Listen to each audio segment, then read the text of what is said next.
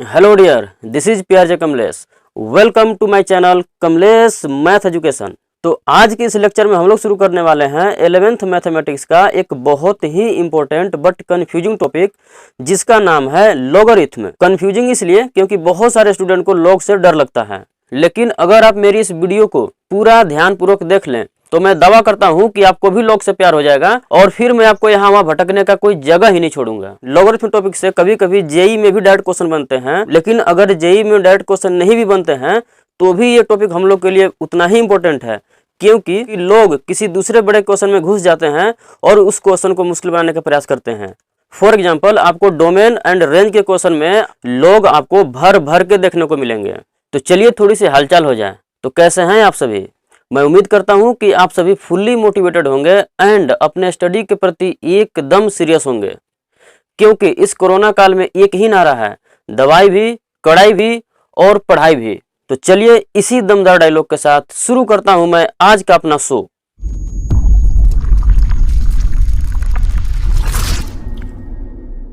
तो सबसे पहले मैं आप लोगों को बता दूं कि मैथमेटिक्स में किसी भी पॉजिटिव नंबर को रिप्रेजेंट करने के हमारे पास दो तरीके होते हैं, जिसमें कि पहला है एक्सपोनेंशियल फॉर्म और दूसरा है लॉगरिथम फॉर्म। एक्सपोनेंशियल फॉर्म को शॉर्ट में एक्सपोनेंट फॉर्म बोला जाता है और लॉगरिथमिक फंक्शन को शॉर्ट में लॉग फॉर्म बोला जाता है। बाद में लॉग को हम लोग एज ए फंक्शन भी पढ़ेंगे, लेकिन आज मैं लॉग के बेसिक्स को पूरी तरह निचोड़ के रख दूंगा। तो चलिए सबसे पहले मैं आपको एक्सपोनेंट फॉर्म के बारे में बताऊंगा। अगर आप एक्सपोनेंट फॉर्म को अच्छी तरह से समझ लिए तो ट्रस्ट में आपको लॉग फॉर्म समझने में बिल्कुल भी परेशानी नहीं होगी। आप हंसते खेलते यूं ही लॉग फॉर्म को सीख जाएंगे। फॉर एग्जाम्पल, एक मैं पॉजिटिव नंबर 16 ले लेता हूँ और मैं इस 16 को इन दोनों ही फॉर्म में मैं आपको रिप्रेजेंट करके भी दिखाऊंगा। पहला तरीका जिसे हम लोग कहते हैं एक्सपोनेंट फॉर्म, इसमें क्या होता है कि मेरे पास एक नंबर दिया हुआ है और एक कोई पावर दिया रहेगा। अब हम लोग से एक्सपोनेंट फॉर्म ये चाहता है कि हम एक ऐसा क्या बेस रखें कि जिसका पावर 2 करें तो मुझे 16 मिलेगा। तो हम लोग देख सकते हैं कि यहाँ ओबियस सी बात है कि हम लोग बेस यहाँ अगर 4 रखेंगे तो हम लोग को 4 का पावर 2 जिस दिन करेंगे हमें 16 मिलेगा। मतलब एक्सपोनेंट फॉर्म से हम लोग बेस के बारे में पता करते हैं। जहाँ पर देख सकते हैं कि 2 को हम लोग पावर कहते हैं या एक्सपोनेंट कहते हैं या डिग्री या इंडेक्स भी कहते हैं। इसका 4 नाम है। और यहाँ पर जो आप 4 देख रहे हैं वो 4 बेस है और 16 वही पॉजिटिव नंबर है जिसे कि हम लोग एक्सपोनेंट फॉर्म में रिप्रेजेंट कर रहे हैं। लेकिन इस 16 को रिप्रेजेंट करने का एक और तरीका हो सकता है, जिसे कि हम लोग कहते हैं लॉग फॉर्म। यहाँ पर देखिए कुछ इस तरह से लॉग को रिप्रेजेंट करते हैं। यहाँ पर लिखा हुआ है लॉग, यहाँ पर 16 है और यहाँ नीचे 4 है। यहाँ पर जो 4 है ये वही है जो यहाँ पर है, मतलब 4 आज भी बेस है और 16 और ये 16 भी वही है जो यहाँ का 16 है। तो चलिए अब हम लोग जान लेते हैं कि हम लोग इसे रीड कैसे करते हैं। तो हम लोग इसको रीड कुछ इस तरह से करते हैं, log 16 टू बेस 4। लेकिन सर इसका मतलब क्या होता है, मतलब तो बताओ। तो अगर मैं आपको इसका मतलब बताऊं तो लोग हम लोग से यहाँ ये कहता है कि जो बेस में 4 है तो हम लोग 4 का कितना पावर करें कि मुझे 16 मिलेगा। तो ओबियस सी बात है कि 4 का पावर हम लोग 2 करेंगे तो मुझे 16 मिलेगा। और ये 2 कौन सा है? ये 2 वही है जो यहाँ पर 2 पहले से दिया हुआ था पावर, मतलब ये वाला 2 आज भी पावर है। यहाँ पर एक बात नोट डाउन करें कि लोग हमें आंसर में हमेशा पावर देता है। चलिए यहाँ पर एक और काम की बात है कि ये एक्सपोनेंट फॉर्म और ये लॉग फॉर्म दोनों एक दूसरे के बिल्कुल ओपोजिट होते हैं, क्योंकि यहाँ पर हम लोग ये पूछते आ रहे हैं कि हम लोग किसका पावर 2 करें कि 16 आ जाएगा, और यहाँ पर हम लोग ये पूछते आ रहे हैं कि हम लोग 4 का कितना पावर करें कि मुझे 16 मिल जाए। मतलब यहाँ हम लोग पावर के बारे में जानना चाह रहे हैं और यहाँ हम लोग बेस के बारे में जानना चाह रहे हैं। तो दोनों एक दूसरे के ओपोजिट हुए। तो यहाँ पर ध्यान दीजिए कि चूंकि ये एक्सपोनेंट फॉर्म लॉग फॉर्म का ऑपोजिट होता है तो हम लोग इसका एक और नाम पता किए, एंटी लॉग। एंटी लॉग का मतलब हुआ कि लॉग का उल्टा, क्योंकि ये लॉग का उल्टा ही है। तो एंटी लॉग का सिंपली मतलब हुआ एक्सपोनेंट फॉर्म। तो चलिए अब यहाँ एक बात आती है कि सर हम लोग लॉग को सोल्व कैसे करते हैं। तो मैं आपको यहाँ पर ये बता दूं कि लॉग को सोल्व करने के हमारे पास एक तरीका है जो कि सिंपली लॉग के मीनिंग या लॉग के डेफिनेशन पर बेस्ड होती है। अगर हम लोग लॉग के मीनिंग को समझ रहे हैं तो उस क्वेश्चन को हम लोग बड़े ही आसानी से सोल्व कर सकते हैं। लेकिन इसी एक तरीके को एग्जीक्यूट करने के हमारे पास 2 तरीके हो जाते हैं। आखिर लॉग हमसे क्या चाहता है? लॉग हमसे हमेशा पावर चाहता है। तो अगर हम उस पावर को अगर अपने माइंड में जनरेट कर पाएं तो इजीली उस क्वेश्चन का आंसर दिया जा सकता है। लेकिन अगर मान लीजिए कि हम लोग मन में पावर को जनरेट नहीं कर पा रहे हैं, मतलब कि हम लोग अटक जा रहे हैं। तो उसका दूसरा तरीका है लिख करके फिर उसके बाद पावर के बारे में सोचना।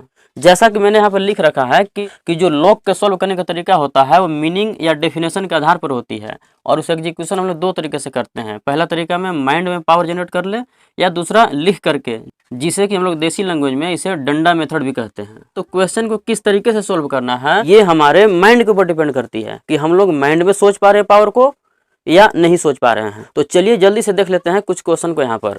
जैसे कि हमारे पास लिखा हुआ है यहाँ पर कि log 36 टू बेस 6। तो यहाँ पर लोग हमसे क्या चाहती है, लोग हमसे ये चाह रही है कि जो बेस में है 6, मैं 6 का कितना पावर करूँ कि 36 आ जाए। यहाँ पर सभी को पता है कि 6 का पावर अगर मैं 2 करूँगा तो 36 आती है। इसका मतलब इस log का आंसर होगा 2।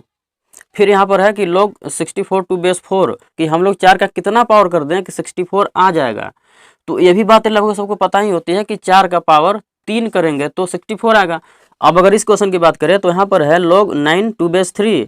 ये भी बेसिक सा क्वेश्चन है, ये भी बहुत आसान क्वेश्चन है कि मैं 3 का कितना पावर कर दूं कि 9 आ जाए। तो सिंपली आंसर हो जाएगा इसका 2, क्योंकि 3 का पावर 2 करते हैं तभी तो 9 आता है। चलिए अब सोचते हैं इस क्वेश्चन के बारे में। यहाँ पर भी सेम क्वेश्चन होगा कि हम लोग 3 का कितना पावर करें कि ये वाला नंबर आ जाएगा। तो यहाँ पर तो सिंपली हमको दिख रहा है कि भाई 3 का पावर 5 करने पर आएगा, और हमसे यही चाह रहा है कि मैं 3 का कितना पावर करूँ।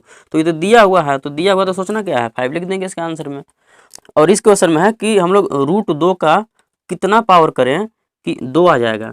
तो सबसे पहले हम लोग यहाँ ये समझना पड़ेगा कि आखिर रूट कैसे हटता है। तो मैं आपको बता दूं कि जब रूट को हम लोग पावर 2 कर देंगे, मतलब रूट का जब हम लोग स्क्वायर कर देते हैं तो रूट हट जाती है। तो यहाँ पर भी हम लोग वही काम करेंगे कि जब रूट का स्क्वायर करेंगे तो रूट गायब हो जाएगा, तो मुझे मिलेगा 2। इसका मतलब हमें इसका पावर 2 कर देना चाहिए, तो हमें आंसर में 2 मिलेगा। इसका मतलब हम लोग यहाँ पर ये कह सकते हैं कि जो भी आंसर में हम लोग यहाँ पर लिखे हैं वो सभी पावर हैं। इसीलिए मैंने कहा था कि log आंसर में हमेशा पावर देता है। अब थोड़ा सा बात कर लेते हैं इस टाइप के क्वेश्चन के ऊपर जो थोड़ा सा डिफिकल्ट है। यहाँ पर log लिखा हुआ है, मतलब कि उसका तो मीनिंग यही होता है कि मैं बेस मतलब 3 का कितना पावर कर दें कि मुझे 9√3 मिल जाए। तो यहाँ पर देखिए 2 केस हो सकता है। पहला केस कि हम लोग इसे माइंड में सोच लें कि कितना पावर करना पड़ेगा। दूसरा कि हो सकता है कि हम लोग इसको माइंड में ना सोच पाएँ, या ये स्टूडेंट बाय स्टूडेंट डिफर करेगा कि कौन सोच पा रहा है और कौन नहीं सोच पा रहा है। तो चलिए मान लेते हैं कि अब हम लोग इस क्वेश्चन में अटक गए हैं, दिमाग में नहीं सोच पा रहे हैं कि कितना पावर करना पड़ेगा। तो उसका दूसरा तरीका है लिख करके। अब चलिए मैं आपको बता देता हूँ कि आखिर इस क्वेश्चन को हम लोग लिख करके कैसे सोल्व करते हैं। सबसे पहले मैं इसी क्वेश्चन के ऊपर बात करता हूँ कि मेरे पास ये क्वेश्चन अगर है, तो अगर मान लीजिए कि मैं इसे ही माइंड में नहीं सोच पा रहा था, तो इसे हम लोग कैसे सोल्व करते हैं, कैसे जानते हैं कि यहाँ पर 2 आएगा। तो अगर हम लोग इस क्वेश्चन को लिख करके सोल्व करना चाहते हैं तो सबसे पहले हमें इसको x मान लेना पड़ेगा, मतलब कि इस पूरे का वैल्यू x है। इसका मतलब कि x मेरा यहाँ पर आंसर है। तो आंसर में क्या आता है, आंसर में होता है पावर, मतलब कि 6 का मैं कितना पावर करूँ तो 36 आ जाए। तो यहाँ पर लिखा हुआ x, इसका मतलब हम लोग ऐसे पढ़ेंगे कि जब 6 का मैं पावर x करूँगा तो 36 मिलेगा। जैसे कि यहाँ देख सकते हैं कि अगर 6 का पावर 2 हम लोग करते थे तो 36 आता था। तो यहाँ पर आज x है, तो मैं कहूँगा कि 6 का पावर x करने पर 36 आएगा। मतलब हम कह सकते हैं कि 36 कब आएगा, जब 6 का पावर x करेंगे। अब हमें यहाँ पर क्या करना पड़ेगा कि 36 को बेस 6 में लिखना पड़ेगा, ताकि हम लोग कंपेयर करके x का वैल्यू फाइंड कर लें। तो अब हम लोग 36 को 6 के बेस में कैसे लिखेंगे, तो सबसे पहले 36 को हम लोग को फैक्टराइज करना पड़ेगा।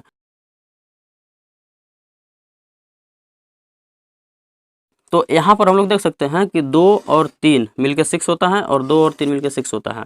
मतलब कि 6 और 6, मेरे पास 2 6 यहाँ पर आ चुका है। मतलब हमको यहाँ पर लिखना पड़ेगा 6 का पावर 2 और यहाँ पर 6 का पावर x। देखिए यहाँ पर बेस सेम हो चुका है, तो पावर को इक्वल कर सकते हैं। तो हम लोग को मिलेगा यहाँ से x = 2, और यही हम लोग का रिक्वायर्ड आंसर था। और ये आंसर वही आया है जो यहाँ पर था।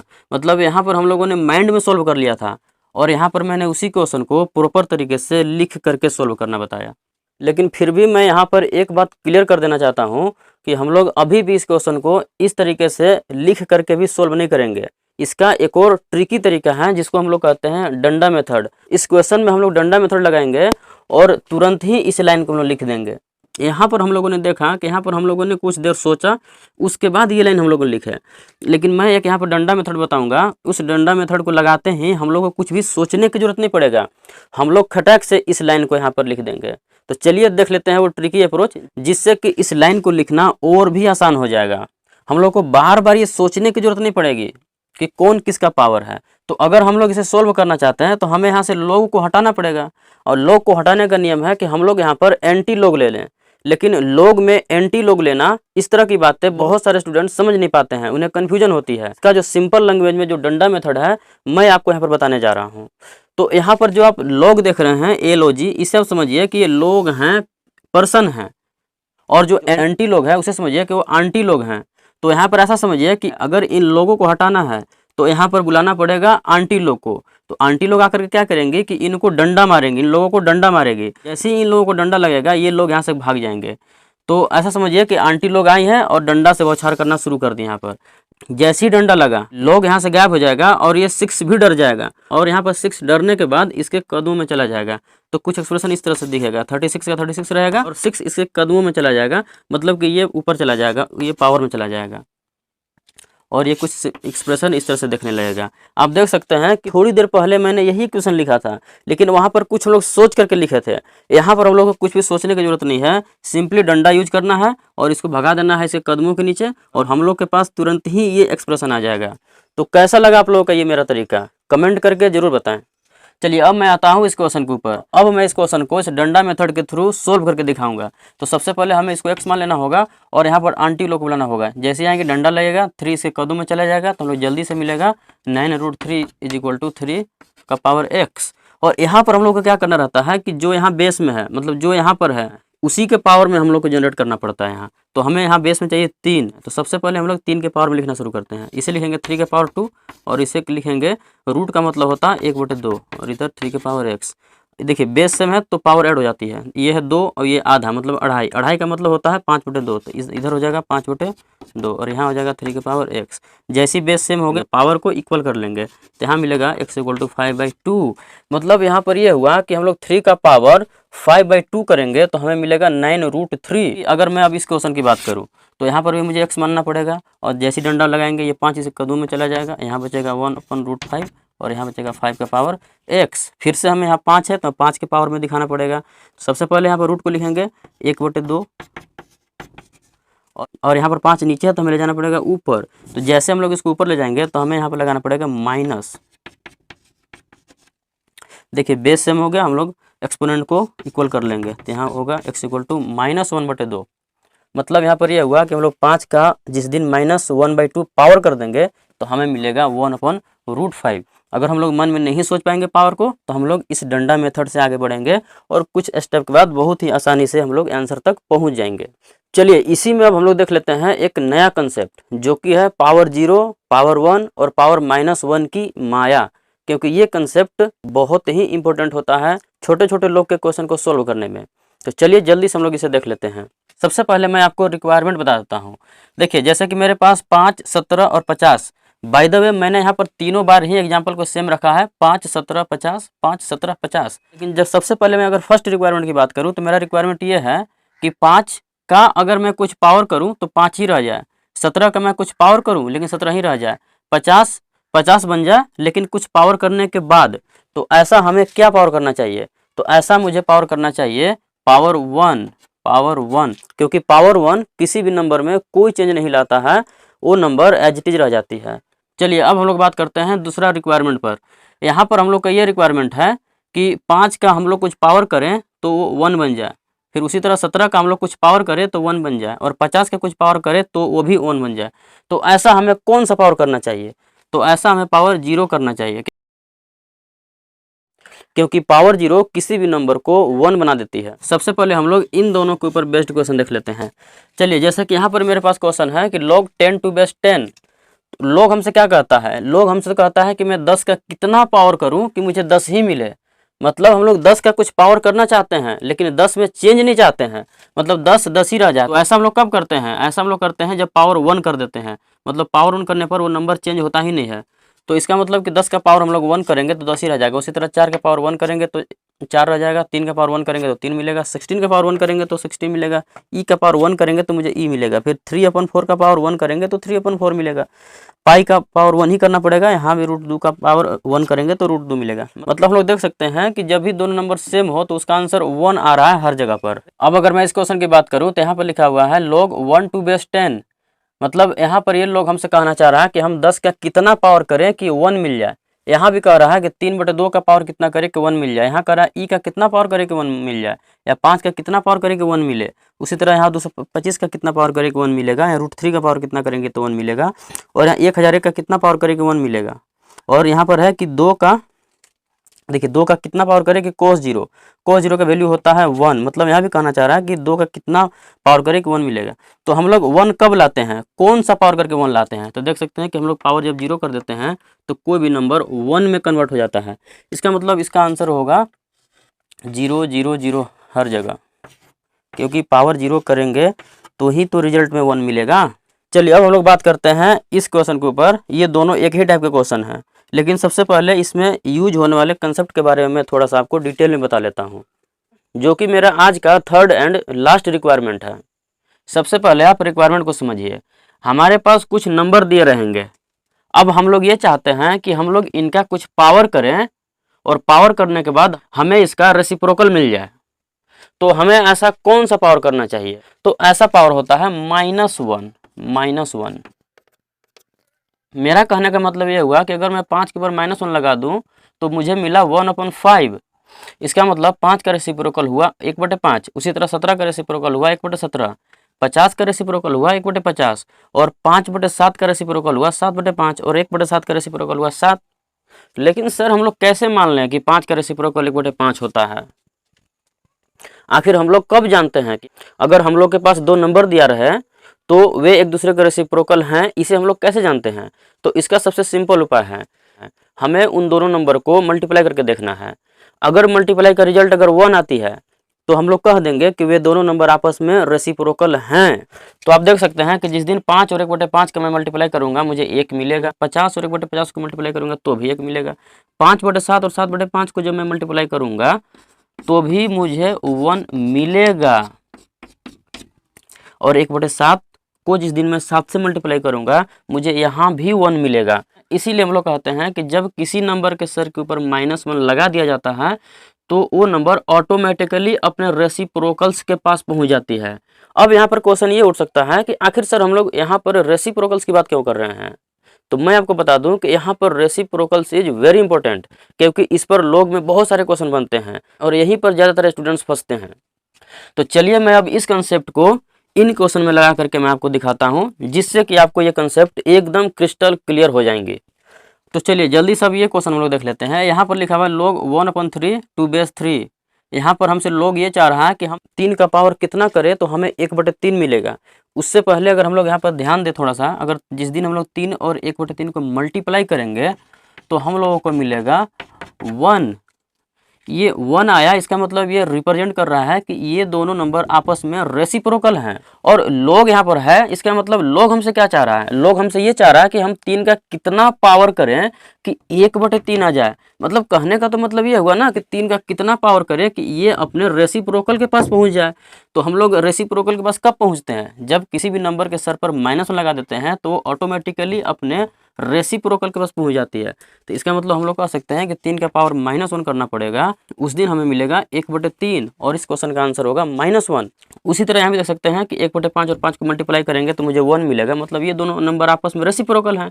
मतलब कि अगर 1/5 का पावर में -1 कर दूंगा तो 5 मिलेगा, और लोग तो हमसे ही चाह रहा है, तो इसका आंसर होगा -1। यहाँ भी देखिए 4/3 और 3/4 को अगर मल्टीप्लाई करेंगे तो ये 4 से 4 कटेगा और ये 3 से 3 कटेगा, तो हम लोग के पास मिलेगा 1। मतलब कि ये दोनों नंबर आपस में रेसिप्रोकल हैं। तो यहाँ पर हम लोग कह सकते हैं कि इसके सर पर अगर हम लोग -1 लगा देंगे तो ये अपने रेसिप्रोकल के पास पहुंच जाएगा, क्योंकि रूल तो यही है कि जब -1 लगा दिया जाता है तो अपने रेसिप्रोकल के पास चला जाता है। तो यहाँ पर भी आंसर होगा -1। उसी तरह यहाँ पर भी होगा -1, यहाँ पर भी होगा -1, और यहाँ पर भी होगा -1। अच्छा, यहाँ -1 क्यों? क्योंकि 2 और 0.5 को जिस दिन मैं मल्टीप्लाई करूँगा उस दिन भी मुझे 1 मिलेगा।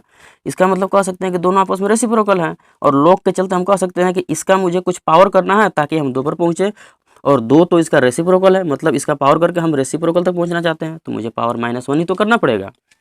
चलिए थोड़ा सा हम लोग इस कॉलम के क्वेश्चन को देख लेते हैं, जो कि थोड़ा सा इसका स्टैंडर्ड ठीक ठाक है। यहाँ पर लिखा हुआ है log sin theta two base cosec theta. तो अगर हम लोग को याद होगा साइन और कोसेक आपस में रेसिप्रोकल होते हैं, क्योंकि sine theta into cosec theta = 1 होता है। हम लोग ऐसा 10वीं कक्षा में पढ़े हुए हैं। तो इसका भी आंसर होगा -1, और यहाँ भी देख सकते हैं कि सेक 60 और कोस 60 है। सेक और कोस भी आपस में रेसिप्रोकल होते हैं जब थीटा सेम हो, तो इसका आंसर होगा -1। यहाँ पर लिखा हुआ है log sin 30 degree to base sec 60 degree. देखिए साइन और सेक तो आपस में रेसिप्रोकल होते नहीं है, लेकिन जिस दिन इसका अगर हम लोग वैल्यू निकालेंगे तो इसका वैल्यू होता है 1/2 और इसका वैल्यू होता है 2। अब देख सकते हैं कि 1/2 2 का रेसिप्रोकल है, क्योंकि इन दोनों को मल्टीप्लाई करेंगे तो 1 मिलेगा। तो इसका मतलब कि जब 1 मिलेगा तो हम लोग 2 का कितना पावर करेंगे कि 1/2 चल जाएंगे। तो चूंकि रेसिप्रोकल है तो इसके सर पे हमको लगाना पड़ेगा -1, क्योंकि जिस दिन मैं -1 लगाऊंगा ये अपने रेसिप्रोकल यानी कि 1/2 के पास पहुंच जाएगा। देखिए ये क्वेश्चन यहाँ पर थोड़ा सा अच्छा क्वेश्चन है, इसका लेवल थोड़ा ठीक है। अगर नॉर्मली ये क्वेश्चन अगर किसी स्टूडेंट को दे दी जाए तो उनको तुरंत हवा लगती नहीं है। तो यहाँ पर मैं बता दूँ कि इनको आप पहले मल्टीप्लाई करके देखें। मल्टीप्लाई करके देखेंगे तो हमें क्या मिलेगा, मैं करके दिखा देता हूँ। यहाँ पर देखिए a - b into a plus b का लगेगा तो 2 दूना के 4 हो जाएगा और √3 इंटू √3 3 होता है, तो इसका मतलब 1 आया। ये क्या डिनोट कर रहा है, ये डिनोट कर रहा है कि ये दोनों नंबर भी आपस में रेसिप्रोकल हैं।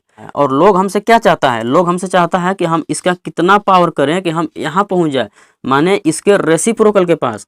रेसिप्रोकल के पास हम लोग कब पहुँचते हैं, जब उसके सर पर लगा देते हैं -1। इसका भी आंसर होगा -1। उसी तरह अगर यहाँ पर देखें sec x + tan x और यहाँ पर है sec x - tan x। देखिए यहाँ भी अगर जिस दिन हम इनको मल्टीप्लाई करेंगे तो हमें मिलेगा sec² x, यहाँ मिलेगा -tan² x और sec² x - tan² x हम लोग 10th क्लास में ही पढ़ चुके हैं, इसका वैल्यू होता है 1। मतलब कि ये भी दोनों आपस में रेसिप्रोकल हैं, तो रेसिप्रोकल हैं तो हमें इसका पावर -1 कर देना चाहिए। उम्मीद है आप मेरी बात को समझ रहे होंगे। ये रहा ब्लैक बोर्ड पर आज का लास्ट क्वेश्चन, इसके बाद मैं इस लेक्चर को वाइंड अप कर दूंगा। यहाँ पर देख सकते हैं कि हमारे पास log दिया हुआ है और यहाँ पर हमसे x का वैल्यू फाइंड करवा रहा है ये। तो इसे अगर सोल्व करना है तो हमें तुरंत ही डंडा मेथड लगाना पड़ेगा। और जैसे ही आंटी लोग आएगी और डंडा मारेगी, इस 3 को भी चोट लगेगा और 3 उछल के इसके चरणों में चला जाएगा, तो हम लोग को मिलेगा एक्सप्रेशन कुछ इस तरह से। और इसके बाद हम लोग आसानी से सोल्व कर सकते हैं, क्योंकि ये 1 वेरिएबल में लीनियर इक्वेशन बन जा रही है, तो नॉर्मली आप इसे सोल्व कर ही लेंगे।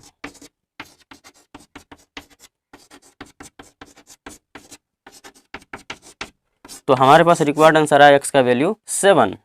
लॉग में इतना डिस्कशन करने के बाद हमारे पास 3 इंपॉर्टेंट रिजल्ट निकल के आए हैं। अब चलिए उस रिजल्ट को देखते हैं। इन रिजल्ट्स को मैंने आपको एलोबरेटेड तरीके से बता चुका हूं, फिर भी आइए इनको एज ए रिजल्ट हम लोग देख लेते हैं। उन रिजल्ट्स को मैंने आप लोगों के सामने पहले से ही लिख दिया है। तो इन रिजल्ट्स को हम लोग डायरेक्ट कैसे याद रखेंगे, इस बात को देख लेते हैं। कभी भी लॉग के पास वाले दोनों नंबर अगर सेम हो तो उसका ऑलवेज आंसर 1 होता है, और कभी भी अगर लॉग के पास वाले नंबर एक दूसरे के रेसिप्रोकल हो तो उसका हमेशा आंसर -1 होता है। और अगर हमें लॉग में 1 लाना है टू बेस एनीथिंग तो उसका हमेशा आंसर 0 होता है, क्योंकि किसी भी नंबर का पावर 0 करने पर हमें आंसर में 1 मिलता है। आप देख सकते हैं कि मैं इन सब बातों को आप लोगों के सामने बार बार रिपीट कर रहा हूँ, क्योंकि वो क्या है ना कि जो बच्चे अभी तक इन बातों को नहीं समझ पा रहे हैं उन्हें भी ये सब बातें धीरे धीरे समझ में आने लगे कि हाँ बराबर है बराबर है बराबर है। वैसे तो लॉग में और भी इंपॉर्टेंट कंसेप्ट और प्रॉपर्टीज बनते हैं, लेकिन उन्हें हम लोग आने वाले नेक्स्ट सक्सेसिव वीडियो में देखेंगे। आप इस वीडियो को लॉग के एज ए इंट्रोडक्टरी लेक्चर के रूप में देख सकते हैं। जाते जाते मैं आपसे ये रिक्वेस्ट करना चाहूंगा कि आप सभी मेरे चैनल से जुड़े रहें और मेरे कंसेप्ट का लाभ उठाते रहें। मैं उम्मीद करता हूँ कि यहाँ तक आप लोगों को मेरी सारी बातें समझ में आई होगी। तो दोस्तों, अगर आपको मेरा पढ़ाने का स्टाइल और कंसेप्ट पसंद आया है तो इस वीडियो को लाइक कर दें और इस वीडियो को अपने ग्रुप्स में शेयर कर दें। शेयर ही नहीं बल्कि आग की तरफ फैला दें अपने ग्रुप्स में, ताकि और भी स्टूडेंट्स इस वीडियो को देखें और इसका लाभ उठाएं। अगर आप लोगों का कुछ सुझाव हो या कुछ आप लोग पूछना चाहते हैं तो उस बात को आप कमेंट में जरूर पिन करें। Thank you. जय हिंद।